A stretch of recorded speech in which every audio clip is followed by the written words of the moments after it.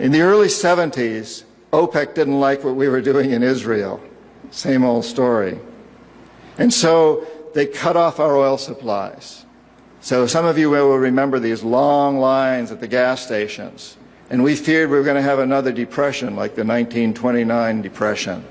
And so the U.S. Treasury Department came to me and other economic hitmen and said, listen, you know, we can't allow OPEC to blackmail us anymore. You guys got to come up with a plan so this will never happen again.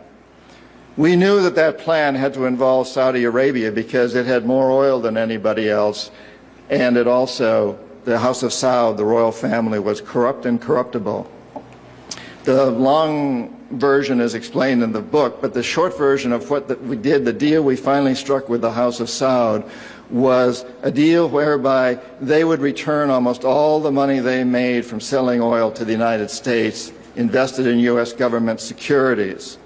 The U.S. Treasury Department would use the interest from those securities, which over the years has amounted to trillions of dollars, to hire U.S. companies to westernize Saudi Arabia, build petrochemical complexes, desalinization plants, whole cities out of the desert, McDonald's and all the other things that go along with our Western culture.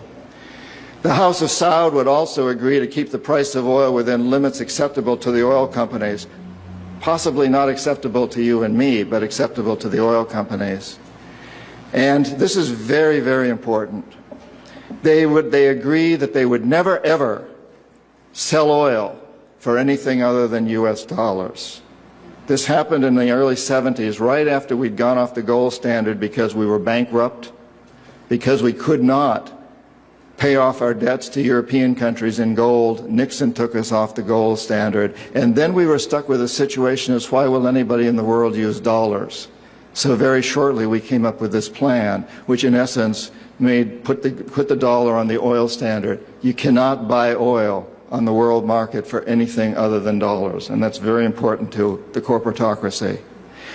Our part of the bargain was we agreed to keep the House of Saud in power, in control. It was an amazing deal, the deal of the century. It was history-making, incredibly powerful deal that we struck with Saudi Arabia, and it's held.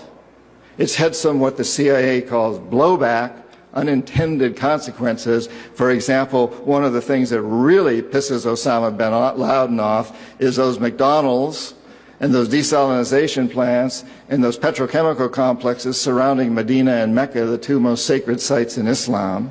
And it pisses off a lot of other Muslims in Indonesia and all over the world.